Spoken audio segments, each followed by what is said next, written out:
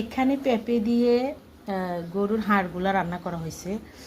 লুকিংটা ভালোই হয়েছে, একটু যেহেতু সবজি একটু অন্যরকম লাগবে।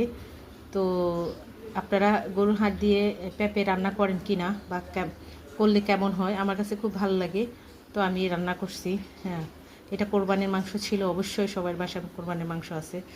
এরকম সুন্দর সুন্দর হাড় দিয়ে রান্না করলে অনেক বেশি মজা লাগবে।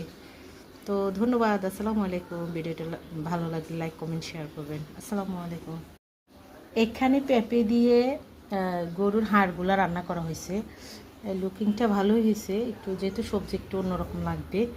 তো আপনারা গরুর হাড় দিয়ে পেঁপে রান্না করেন কি না, বা করলে কেমন হয়? আমার কাছে খুব ভালো লাগে, তো আমি রান্না করছি।